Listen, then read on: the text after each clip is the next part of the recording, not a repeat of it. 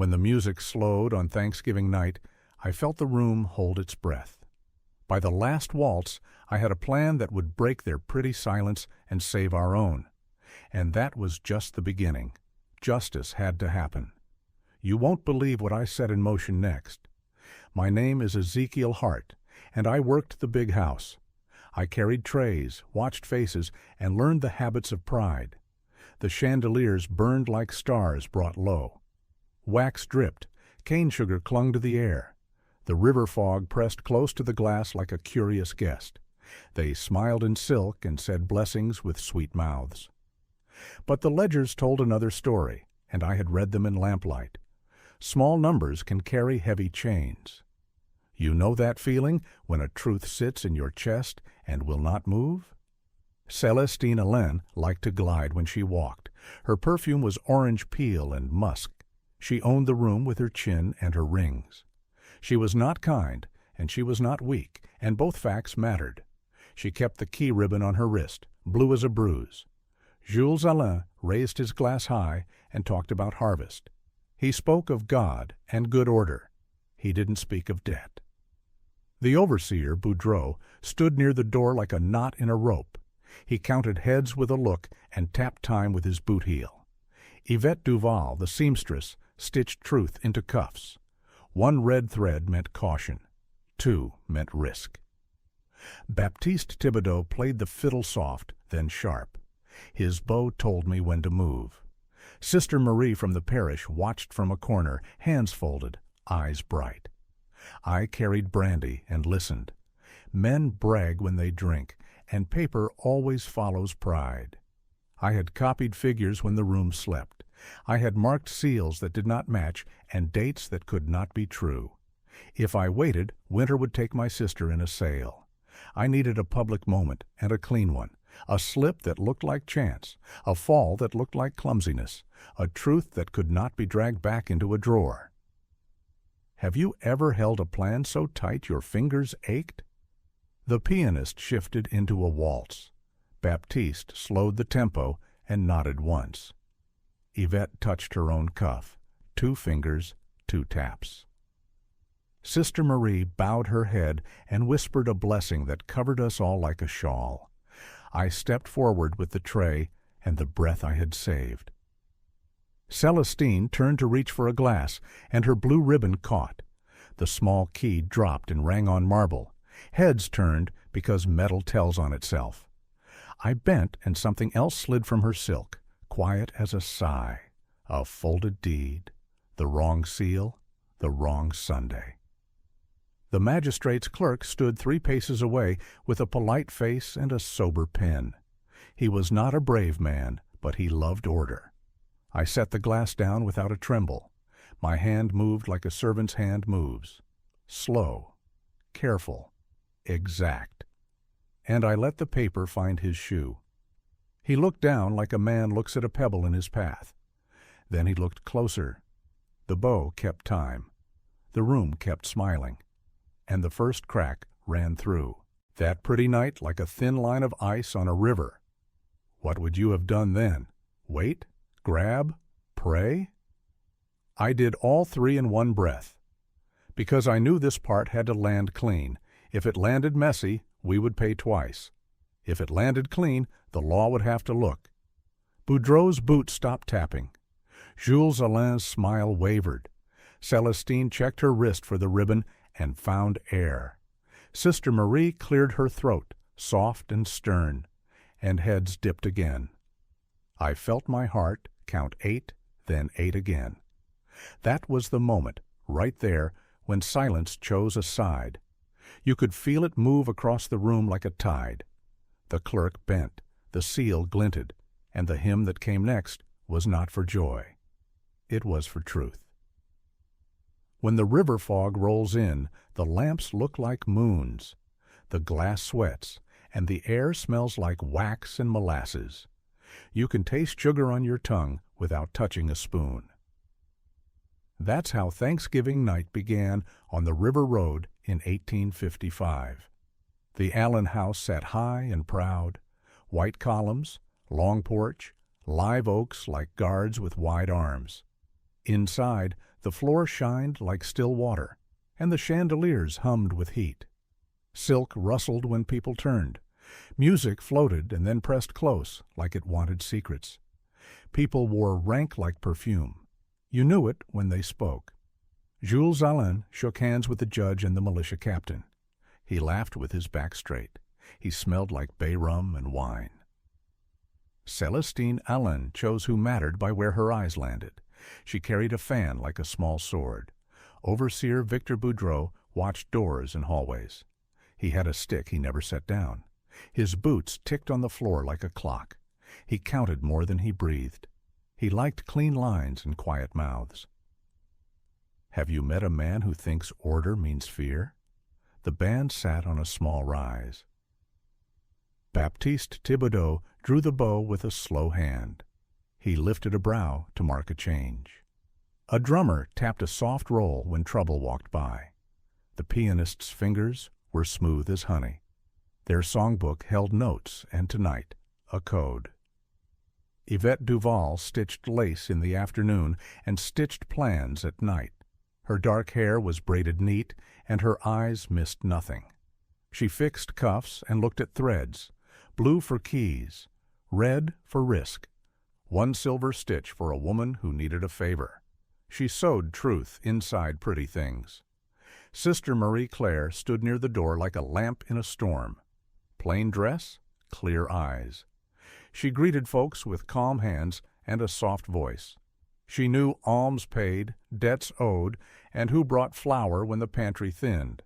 She kept those notes like prayers, tight and safe. I moved through it all with a tray and a plan. I kept my face smooth and my ears open. Men spoke of cane yields and shipments to the city. They said grace and honor and order. They did not say loan, lien, or receiver, but their eyes did. Eyes always do. The smells mixed into a heavy rope. Wax, wine, roasted bird, orange peel from Celestine's, wrist, smoke from a fire that worked too hard. Outside, the river breathed in and out, slow as cattle. If you opened a side door, fog stepped in like a cousin without knocking. Dance cards clicked as ladies traded partners, names in neat ink. Spaces filled fast. The judge held one for show and smiled at his reflection in a window. He liked being seen. The clerk near him liked being right. He tapped his pen on his book and watched the room like a cat. The silver cabinet stood against the far wall, polished so bright it held a second ballroom inside it. The key hung on Celestine's ribbon. Blue satin, narrow, looped twice around her wrist. She never set it down. If she laughed, it flashed. If she frowned, it hid in her sleeve. Boudreaux checked the servants' hall and the pantry line. He sniffed like a hound and frowned at nothing. He told a footman to move faster and a girl to keep her eyes down. His voice was not loud, but it bit.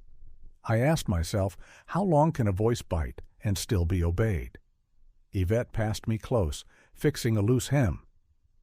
2 stitches, she whispered, like fluff, like nothing. 2 meant risk. My heart marked the beat with the piano. Baptiste slid into a slow waltz, then a reel. His bow said, wait, then breathe, then be ready. The room swayed like tall cane. Celestine laughed with a friend from the city.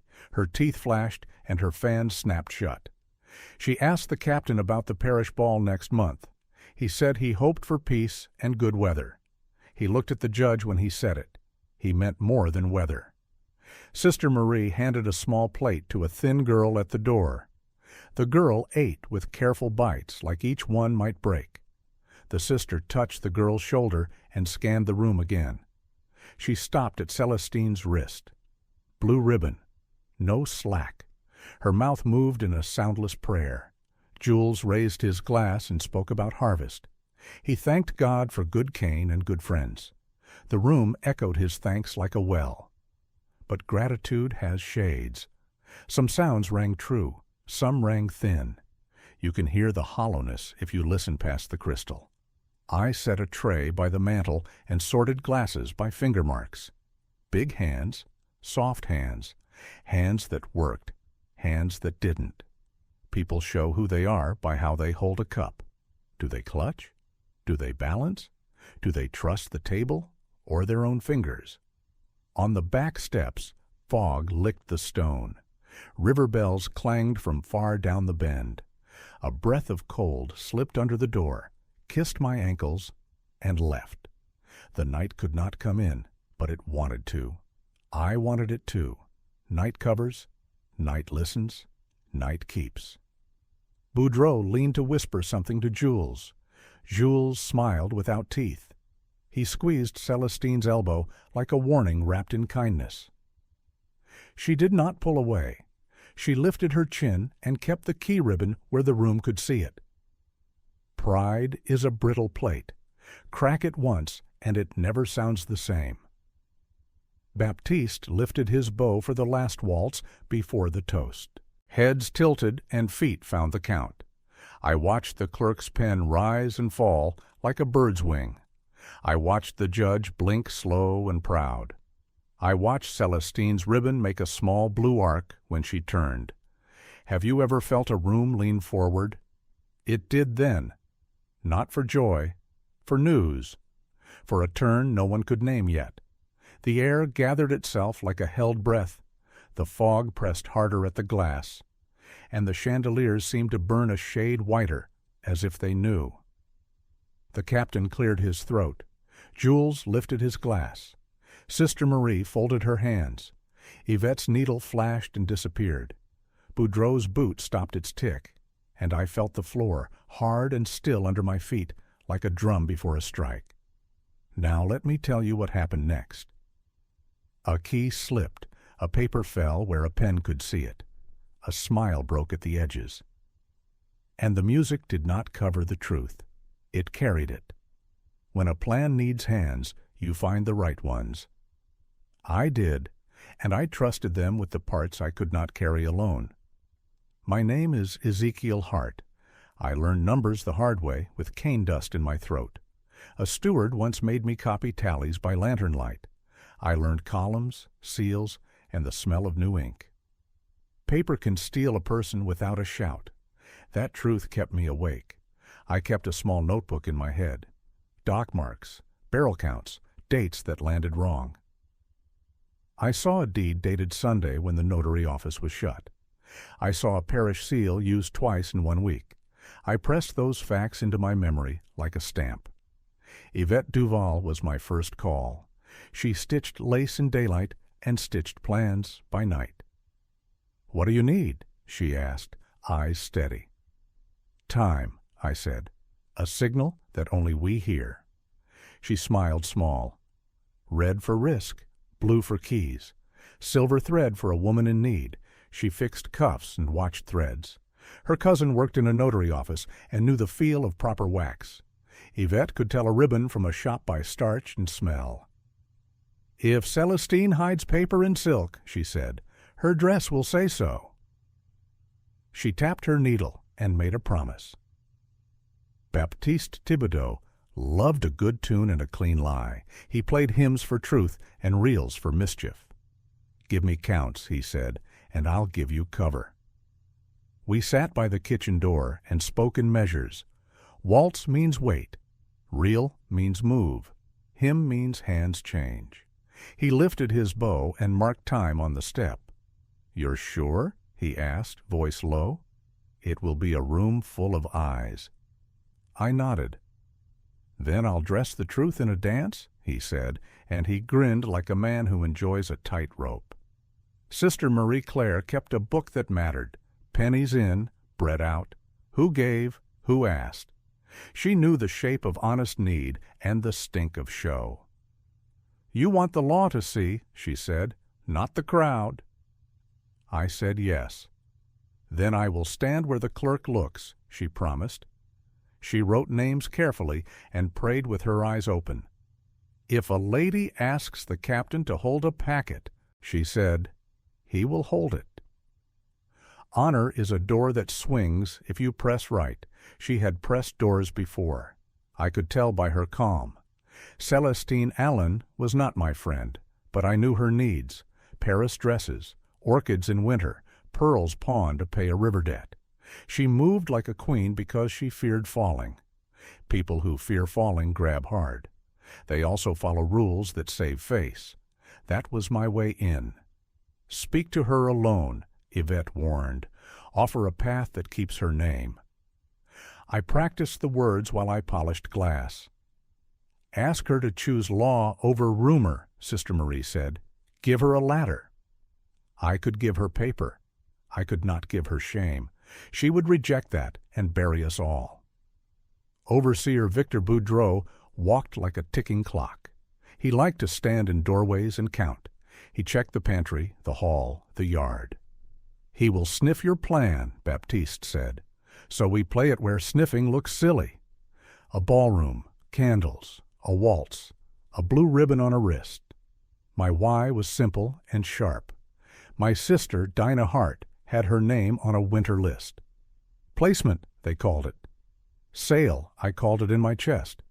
If I waited, a wagon would take her. If I moved too soon, a wagon would take us both. So I chose a night full of watchers. I tested the clerk 3 times in small ways. Spilled a drop near his shoe. He noticed. Placed a crooked place card. He straightened it. I asked him the hour. He checked the proper clock, not the rooms. He loved order more than favor. That is a man you can trust with paper. Yvette brought me threads tied in knots. Blue from her ribbon, she whispered. I matched starch and scent. She also slipped me a strip of wax with a hair inside. From the notary seal, she winked. Cousins are useful? The hair would tell if the seal was stamped twice too close. Baptiste showed me the set list. We land the waltz at the toast, he said. We breathe before the amen. We let the hymn carry the fall. He tapped 3 beats on the table. Don't look at me when it happens. Look at the clerk. Let him find it. Sister Marie spoke to the militia captain in the hall. For the lady's comfort, she said, please keep an eye on the silver cabinet. The key hangs loose tonight. He bowed because men bow to that tone. She turned and pressed a small prayer into the air. Even the captain felt it. I had one more talk to make, with myself. Do not grab, I said. Do not rush. Let gravity do the work. I wrapped that thought around my fear and tied it tight. Fear still moved under it, but slower. On the day of the ball, I checked the pantry shelves and the parlor doors. I counted glasses and candles and exits. I learned the floor's small tilt. A paper dropped near the mantel will slide left. A paper dropped by the clerk will catch under his shoe. Yvette brushed Celestine's skirt and pinned a loose hem. So graceful, she said. Celestine smiled and showed the ribbon. Blue keeps my world in place, she joked. Yvette laughed with her. Blue can also point the way, she whispered, too soft to hear unless you wanted to. Boudreaux told the footman to keep eyes down. No errors tonight, he snapped. Not one. His stick tapped twice, then twice again. He liked pairs. I filed that away. 2 taps mean he's near. 1 tap means he moved. Silence means he's listening. I let that rhythm drum in my ribs. Baptiste tuned, and the room softened around the notes. He lifted a brow at me and then looked past me like I was a wall. He was ready.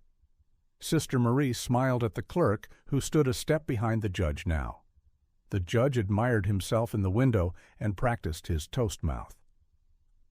Celestine swept in with orange peel on her skin and pride in her spine. The ribbon gleamed. The key flashed. She nodded at the captain and held her chin a little higher. She was a woman who needed a path that looked like she owned it. We built one. I carried the tray into that bright, heavy room. Heat from wax kissed my hands. Sugar smell wrapped my throat. Silk hissed. Boots ticked. And under it all, the music said, wait, wait, now. Have you ever felt every part of a plan breathe at once?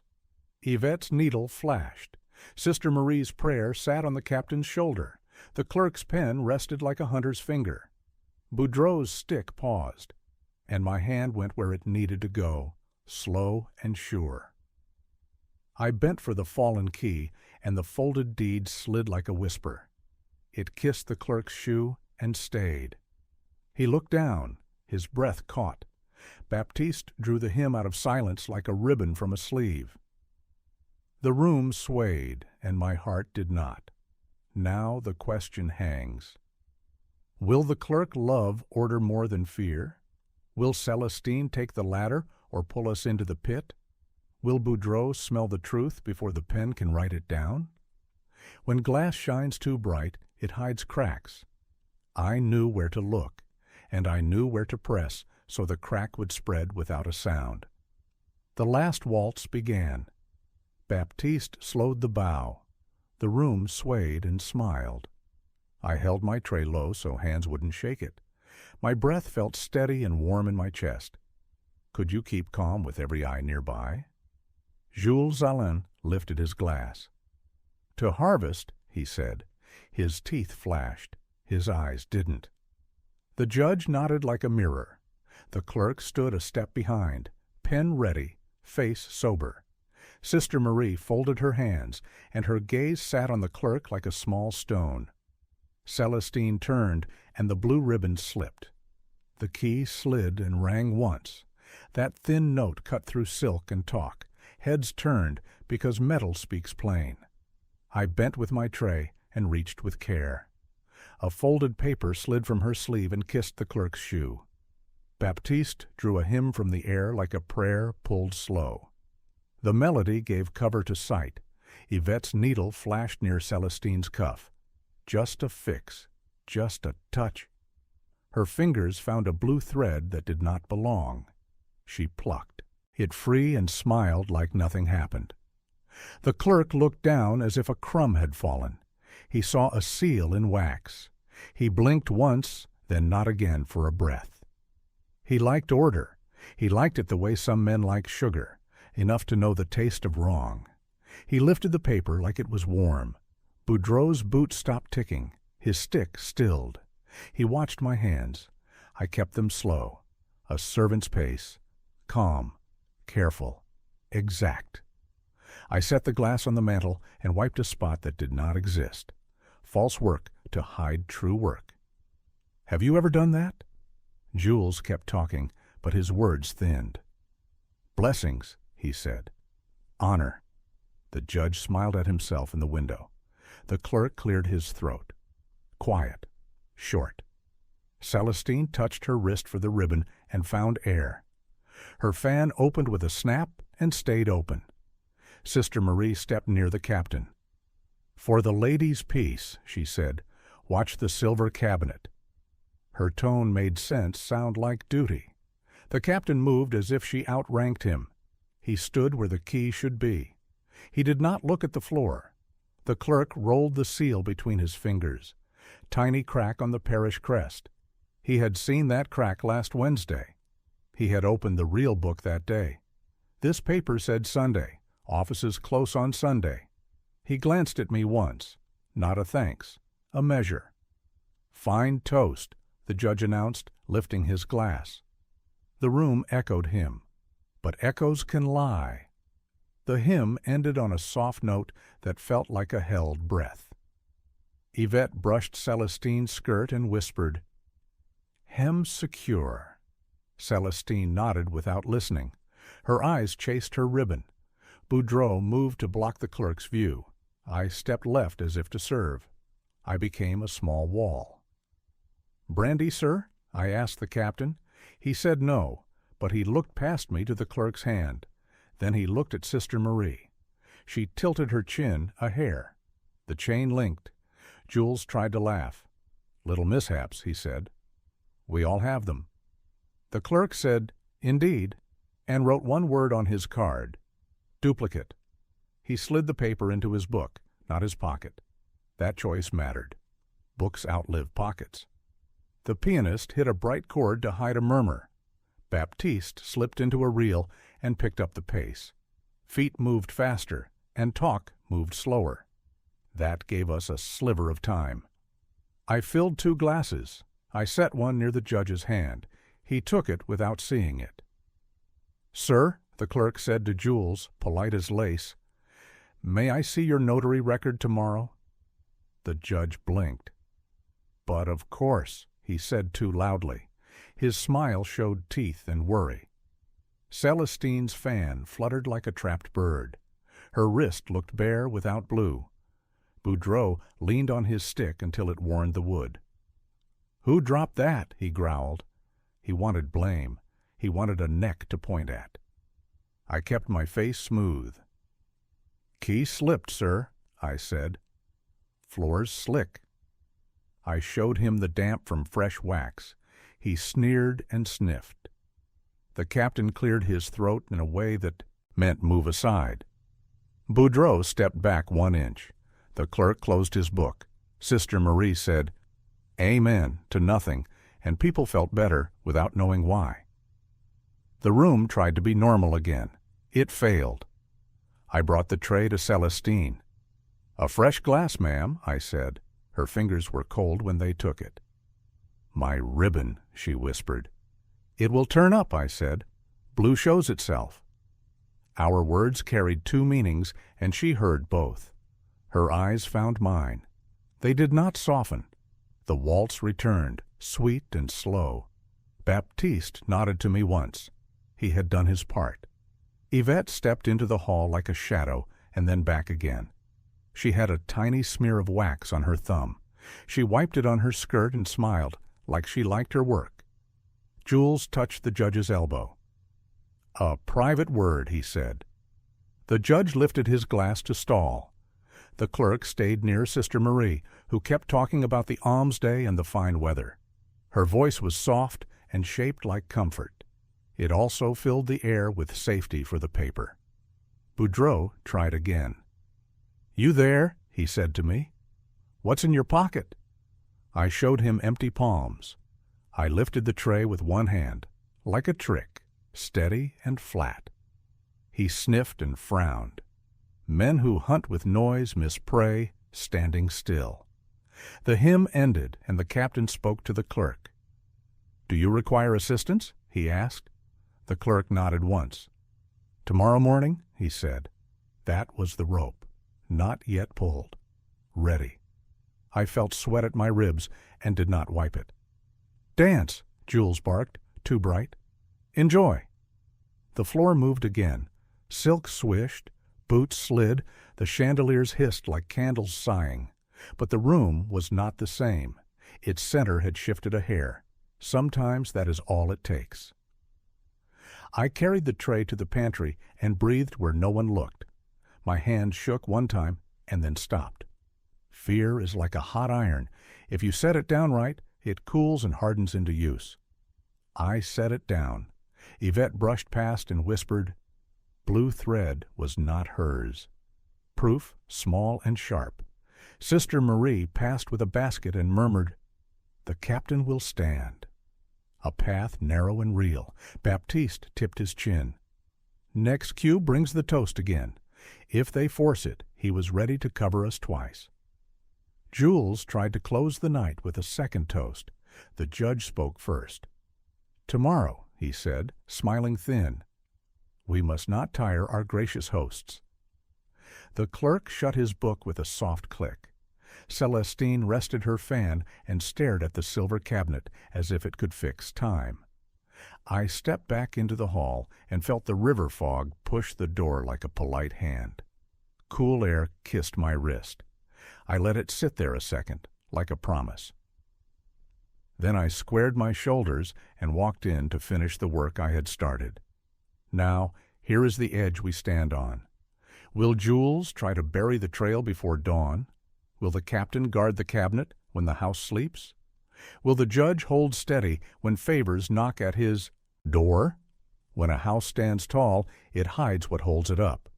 Tonight I will show you what stands behind the wall and why it matters more than the shine in the ballroom. I was not born knowing papers. I learned them with cane dust in my chest. A steward made me copy tallies by lamplight, and I saw how a number can hurt like a whip. So I kept numbers close. I kept seals in my head, and I watched who smiled when a lie walked in. Jules Allain looked rich, but his books looked thin. A storm 2 years back drowned a field and a loan. He hid the loss with pretty words and a forged note. He leaned on favors, and favors grow teeth. Celestine bought dresses on credit and paid with pride. Pride is heavy when you must carry it alone. Celestine was not cruel for sport. She was cruel for survival. She knew the parish watched her hair and her shoes. She knew one whisper could break her place. She kept the blue ribbon to guard the key and her face.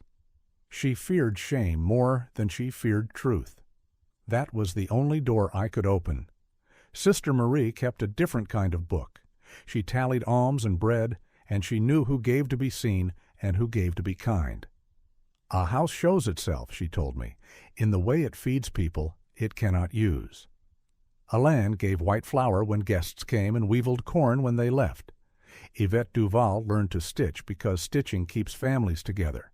She sewed names inside cuffs so kin could be found if wagons took them.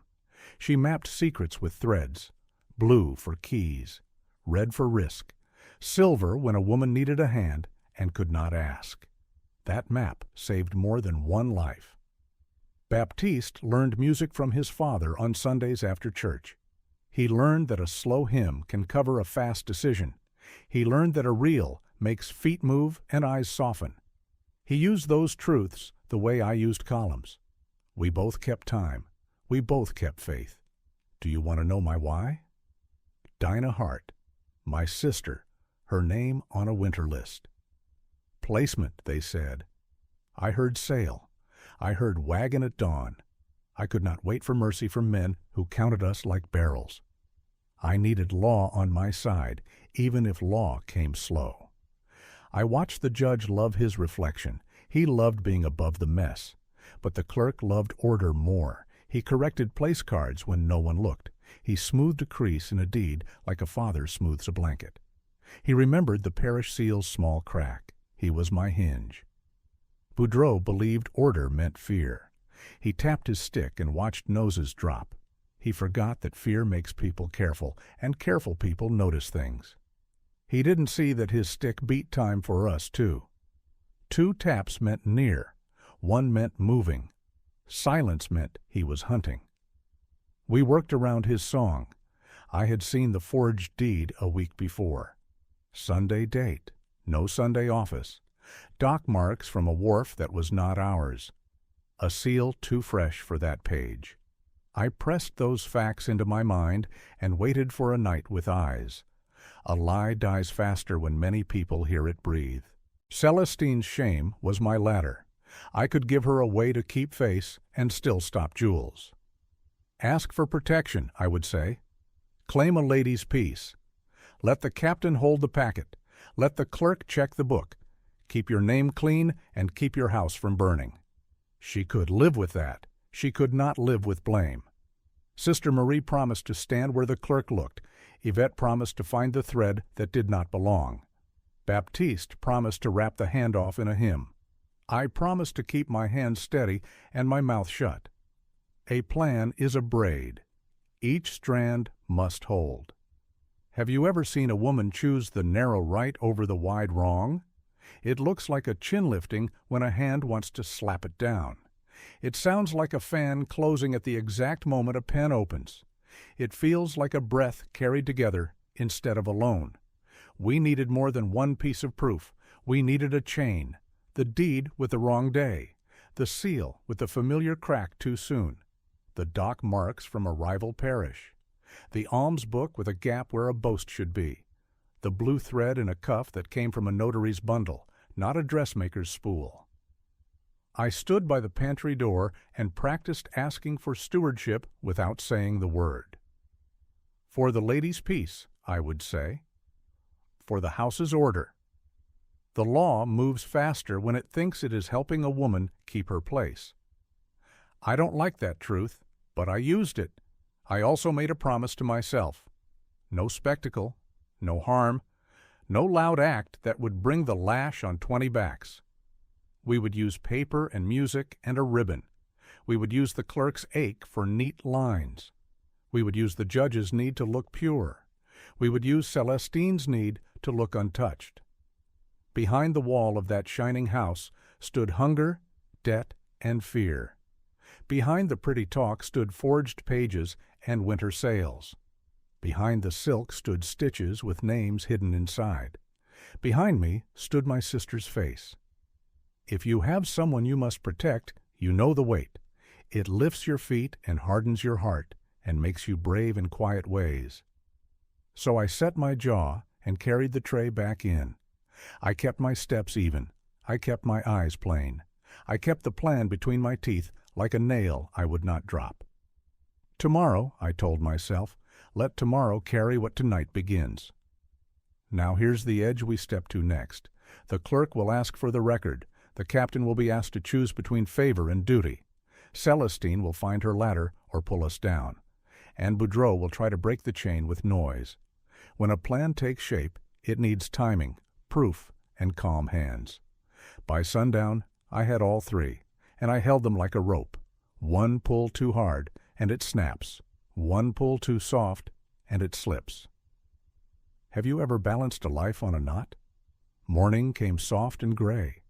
The clerk asked for the notary book. He spoke polite, and his eyes stayed steady. Jules smiled wide, but blinked too much. "Of course," he said, like the word could fix ink. Celestine stood tall, and her ribbon was gone. She hid her wrist in lace. We built our chain in small links, dock marks first. The receipt named Allain's Wharf, but the barrels bore another parish brand. I had counted those marks in lamplight, and my memory held fast. "Wrong river stamp," I told Sister Marie. She wrote it down like a grocery list. Next was the seal. A tiny crack on the crest sat where it shouldn't. The clerk had cracked the real one last Wednesday. This page said Sunday. Offices close on Sunday. He rubbed the wax with a thumb and nodded once. "Noted," he said, quiet and sure. Yvette brought thread proof. "Blue from a notary bundle," she whispered. "Not dress silk?" She showed me the starch grit on her nail. Celestine heard her tone and lifted her chin higher. Pride can look like ice when it's really heat. She was melting inside and would never show it. Baptiste laid out our measures on a scrap. Waltz means wait, reel means move, hymn means hands change. "You trust me?" he asked. "With time," I said. He grinned. "Time is all I have." He tapped the count on the table. His fingers were sure as a clockmaker's. Before noon, I met Celestine alone by the long window. Orange peel clung to her dress. She kept her eyes on the river and spoke like the water could answer. "What do you want?" she asked. "Order," I said. "A lady's peace. The captain can hold the packet. The clerk can read the book. No public shame." She turned, and her face was a mask that fit well. "You would save me?" she said. "I would save my sister," I answered, "and you can save your house. Choose the law yourself. It will obey you better." She watched my mouth as if the words were coins. "I will think," she said. Boudreaux stalked the hall like a thunderhead. He tapped his stick twice, then twice again. He told the footman to line up straight and the girls to keep eyes down. "Small errors cost big," he hissed. He was right and wrong. His error was big, and it wore a small seal. Sister Marie met the militia captain at the door. "For the lady's comfort," she said, "hold this packet by your oath." She placed the notary copy in his hand with both of hers. He straightened like a flag in wind. "I will guard it," he said. "Some men say duty, some men do it." At the pantry, I copied cane tallies on scrap and tucked them in my sleeve. Numbers are dry, but they make rain when you need it. I needed rain to wash rumor into record. "Do not grab," I told myself again. "Set it where it can't be ignored." Afternoon heat pressed down. The judge arrived early, smooth and pleased. He looked at his reflection in the glass and practiced a kind smile. The clerk stepped behind him, tighter than usual, like a man holding a precious egg. He nodded to me once. I felt my chest loosen. Baptiste tuned the fiddle and drew a soft hymn. He wasn't playing for joy. He was playing for proof. The sound wrapped the room like a shawl, and tongues rested. Yvette fixed a cuff and slid a silver stitch where only a watcher would see. She was writing in thread. I could read it. "Bring the book," the clerk said to Jules, as if asking for salt. Jules led him toward the office and glanced at Boudreaux. The overseer moved to block me, but Sister Marie took my arm. "Help me with the basket," she said. We walked where we needed to be, slow and proper. Inside the office, dust floated like thin smoke. The notary book sat too straight. The clerk opened it and turned to the Wednesday page. He traced the seal crack with a nail. He flipped to Sunday. Blank. He placed the forged leaf beside it and did not touch the ink. "This," he said, "requires inquiry." Jules laughed an inch too loud. "A filing mistake," he said. "Happens?" The judge smiled thin. "Rare," he said. The captain stood in the doorway with the packet at his chest. He looked like a picture of duty. Boudreaux shifted his weight and tapped once, just once. He felt the floor tilt. Celestine entered like a queen to court. She held her fan closed and her mouth firm. "For the house's peace," she said to the captain, "keep that packet safe." She looked at the judge last. "For the parish's honor, let the clerk do his work." She had chosen, not me, not Jules, herself. Boudreaux moved fast then. He seized my arm. "Insult!" he growled. "Theft!" He wanted a scene that would smear us and blur the ink. The captain stepped between us without raising his voice. "Not in the ladies' house," he said. Sister Marie's eyes stayed on the clerk as if her gaze were a nail. The clerk spoke like a bell. "No sales, no transfers, records under seal." He wrote each word as he said it. He looked at my sleeve and then at my face. "Names," he said, soft. I gave him 2. Dinah Hart, Samuel Reed. He wrote them lower, quiet as a blessing. Yvette reached Celestine's side and straightened a fold. "Your sleeve, madam," she said. She plucked a blue thread and let it fall. Celestine did not look down. She looked at Jules. He stared at the seal like it might forgive him. Seals don't forgive. They testify. The judge cleared his throat. "Order will be kept," he said. He liked the sound of order in his mouth. He did not like work. The clerk did. He gathered the forged leaf and the book and the packet. He asked the captain to escort him to the door. Men made a lane with their eyes. Boudreaux squeezed my arm once more and let go. "This ends bad," he whispered. "Maybe," I answered. "Maybe not for us." He hate-smiled and tipped his hat like a dare. Hate is a small thing in a big room full of proof. It shrinks when paper stands. Evening slid down the walls, and the chandeliers hissed. People spoke of weather. People spoke of music. People did not speak of seals or Sundays, but you could hear the topic walking the corners like a cat.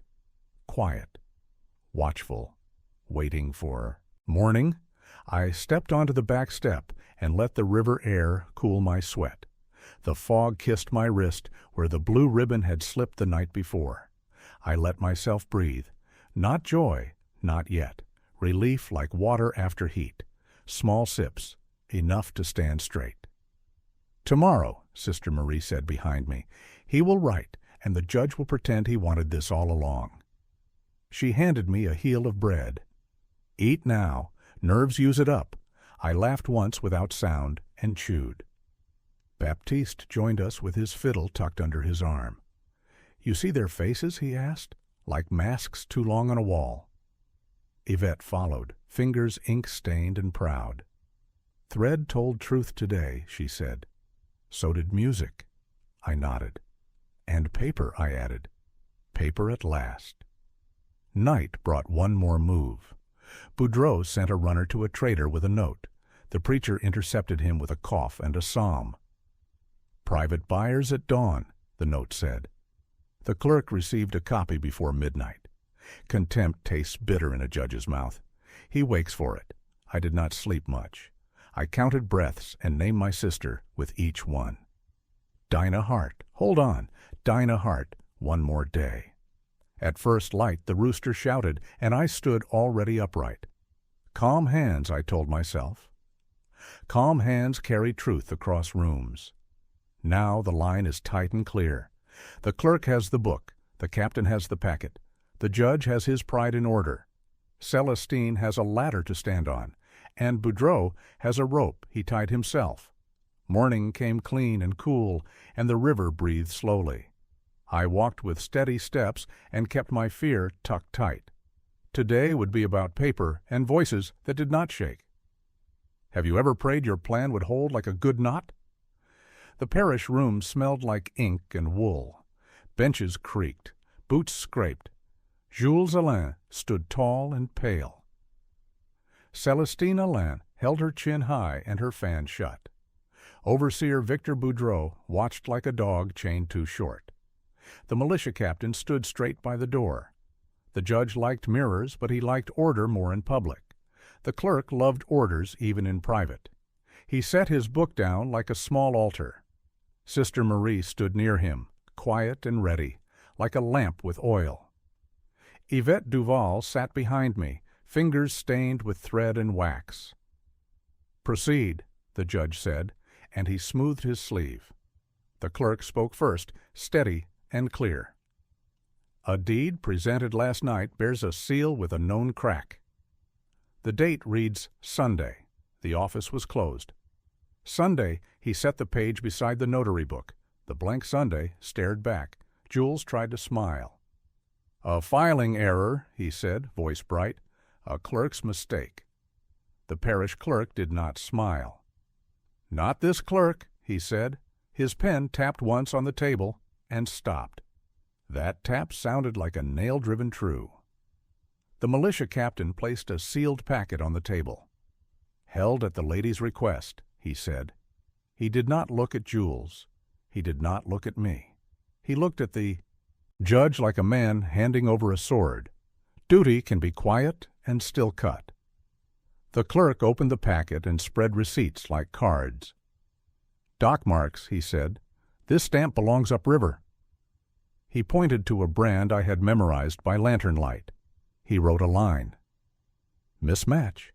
He turned to the alms book. Sister Marie stepped closer. "Alms received," she read, "should match the boast made in this room last week." She touched a blank where fat numbers should sit. They do not. She closed the book, soft and sure. Truth can whisper and still be heard. Yvette stood and spoke in a voice like thread pulled smoothly. "A blue fiber in the lady's cuff did not match her silk dress," she said. "It matched a notary bundle." She held up a tiny knot like a star. The room leaned in. Even the judge's breath slowed. Boudreaux barked, "Tricks and gossip!" His stick struck the floor. The judge raised a hand, cool and easy. "Sit," he said. Boudreaux sat, grinding his teeth. He glared at me. I kept my eyes on the clerk's pen and my heart on my sister's name. Jules tried another door. He pulled a promissory note from his coat. "Proof of standing," he said. The clerk didn't touch it. "Wrong sequence number," he answered. The page was torn out and replaced. He lifted the edge and showed where fibers didn't line up. Small things betray big lies. Celestine stepped forward then. Her voice did not shake. "For the house's peace," she said, "I requested the captain hold that packet. I wish the court to protect all records until this is settled." She chose the ladder we built. She climbed it without looking down. The judge nodded like a man who enjoys his own good sense. "Temporary receivership under the court," he said. "No sales. No transfers. Records under seal." Steward removed pending inquiry. Each line landed like a brick in a wall we needed. Boudreaux stood too fast. "This makes a mockery," he growled. The captain faced him without heat. "It makes order," he said. "Stand down." Boudreaux looked to Jules. Jules looked to the floor. Power can drain out of a room faster than smoke. The judge turned to the clerk. "Names?" he asked. The clerk's pen hovered. I felt my chest lock and then open. "Dinah Hart," I said. "Samuel Reed." The clerk wrote both, small and exact, on a list titled Suspended Dispositions. The motion of his hand felt like rain after thirst. The judge looked at me. "You ask for a reward?" he said, bored. I shook my head. "Only no sale," I answered. Celestine glanced at me for the first time with something almost soft. Almost. She owed herself more than she owed me. I respected that truth. Yvette sat back, hands folded. Sister Marie breathed out and whispered a psalm that felt like bread. Baptiste was not in the room, but I heard a hymn in my head anyway. It kept my nerves from burning. Music can hold a person together when words scrape. The clerk gathered the forged leaf and the real book. He stacked them neat. "Further inquiry in 7 days," he said. "Mr. Allain, provide ledgers. Captain, maintain custody." He turned to me. "Return home. Keep quiet. Be available." He gave orders the same to all. That is how order should work. Outside, heat met us and did not bite. The river wind carried a hint of orange peel and smoke. The captain paused by me. "You walk carefully," he said. Not a threat, not a promise. A fact. I nodded once. "You too," I said. We both had lines to hold. Jules left by a side door, shoulders tight. Celestine walked out the front, chin high, fan closed. People watched her with hungry eyes. She did not bend. She did not speak. Some victories are not sweet. They are heavy and necessary. Boudreaux spat in dust and muttered, "This isn't done." He stared at me like a man stares at a target. I stared at the road home and thought of Dinah. Fear walked beside me and did not lead. I let it follow at heel. Back in the yard, children ran between wash lines. The smell of lye and soap floated with laughter. I touched the doorframe and said my sister's name, once, twice, 3 times, habit, prayer, promise. The words felt solid now, like wood that won't warp in rain. Yvette met me by the kitchen steps. "2 families off the block," she said, voice near a smile. "For now." Sister Marie joined us with a small loaf. "Eat," she ordered. "Your hands will shake later. Let them." I took bread and breathed. At dusk, Baptiste played a hymn outside the quarters. He did not play for the show. He played for thanks and for calm. People stood quiet, then sat, then hummed. Even Boudreaux kept his distance. Music makes lines people respect when clever men won't. Night settled easy, but not soft. We had won a pause, not an end. Jules would hire a lawyer. He would whisper to the judge in other rooms. Boudreaux would look for weak spots. We would need more proof and steady nerves.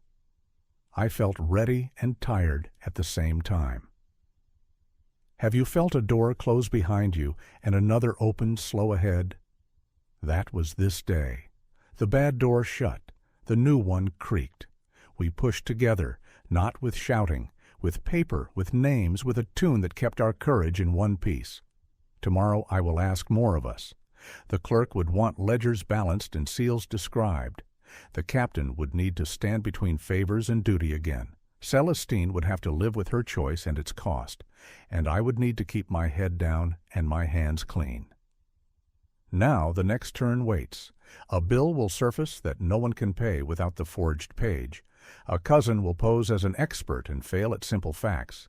A witness will step from shadow to stand beside the truth. And the garden of that fine house will begin to lose its shine. The notice was small and dry, but it changed the air. No sales. Records sealed. The words moved through the parish like a cool wind. People read them twice, and then spoke softer. "Do you know that calm that comes after a loud storm?" At the Allain place the chandeliers still shined, but they felt dimmer. Guests sent regrets. The porch sat empty at dusk. Workers moved steady, not quick, because fear had stepped back a little. Not gone, just back. Jules paced like a man in a tight coat. He wrote letters that sounded brave and read like smoke. Celestine wore plain silk and kept her fan closed. She answered nothing and watched everything. Pride can choose silence and call it grace. Boudreaux cursed under breath and checked the quarters. He found no cause to shout, and that made him madder. He told 2 men to oil tools, and then told them again. He was looking for a crack to pry. He could not find one. The clerk arrived near noon to take ledgers. He walked past the silver cabinet, like a priest near an altar. The captain stood by the door and tipped his hat. "Order," he said. It sounded like a promise and a warning both. Sister Marie brought the alms book with a fresh page. She wrote 2 names on a small folded note, Dinah Hart, Samuel Reed. She slid it into the clerk's fingers without pause. "Remind yourself," she said. He nodded like a man tying a knot. Yvette stitched a seam with care and slipped a hair of silver thread. She whispered the spared names while her needle moved. "For memory," she said. "For luck." She smiled at me and shook her hand loose as if letting fear fall. Baptiste played a slow tune by the kitchen door. Not loud, not proud, just warm enough to settle nerves at supper. The sound drifted to the yard and made shoulders drop. Music can lock a door without a key. By dusk, the trader who came for private business turned his horse around. The captain watched him go and did not smile. Contempt had a cost now, and the judge did not want to pay it in public. Papers can make even proud men careful. We gathered under the pecan tree, not the porch. Air moved there. Children chased each other and laughed in small bursts. Temples stopped pounding. Backs eased. I handed Dinah a slice of bread. "Not sold," I said. "Not now." She nodded and ate like she remembered hunger. Celestine stepped onto the porch and looked toward the river. Orange peel and smoke rode the breeze. She lifted her chin and then lowered it just a little. She had chosen order and kept standing. That took a kind of strength I knew by its quiet. Jules sent for a lawyer as the lamps were lit. The letter left, but the house did not follow it. The door did not slam. It closed soft and stayed on its hinges. That felt like mercy. Small, but real. I touched the door frame and named the saved. 2 names only, but 2 is more than none. "Do we celebrate?" Baptiste asked. "We rest," I said, "and we get ready." He nodded and lifted his bow again. The hymn sounded like thanks and warning together. Night cooled the yard. Stars came out over the river like nails in black cloth. Work waited for morning. So did danger, but the worst hand had opened and dropped its grip. Sometimes that is all a person needs to sleep. Now the final turn waits. A ledger will live in an archive with a clerk's dry note. A docent will tell how music, thread, and paper saved lives. And a quiet house will teach that justice can arrive without a shout. A box opens with a soft sigh, and dust floats like memory. A young guide smiles and sets a ledger on green felt. The room smells like paper, cloth, and a hint of lemon oil. She turns a page with careful hands and waits. Do you feel your breath slow in places like this? The clerk's small note sits in the margin. 3 neat words: order preserved, life spared. The ink has faded, but the weight still holds. Names appear in thin lines, and 2 are marked for grace: Dinah Hart, Samuel Reed. The letters look simple. The story does not. A docent tells the group about music and thread and law. She says a hymn can hide a brave act, and a blue ribbon can show a key. She does not raise her voice. She does not need to.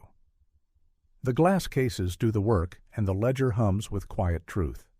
In the next room, a dress cuff rests under glass. A single blue fiber shines when light hits right.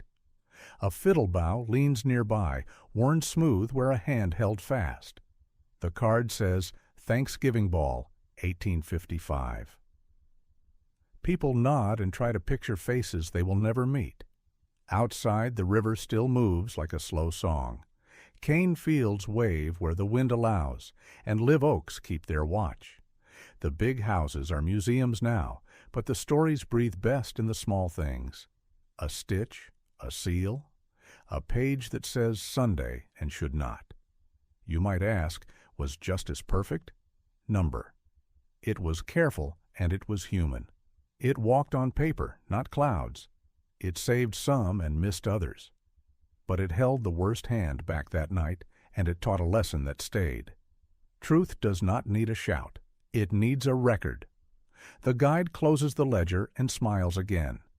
We keep it safe, she says. So you can see. People thank her and mean it. They step into the sun, quiet for a moment, and then speak softer than before. That is how the past works when it is honored well. I still think about the room with wax and music. I still hear the hymn that wrapped our fear. I still see the clerk's pen stop and then move, and I still believe in small plans with clean hands. They take longer, but they last.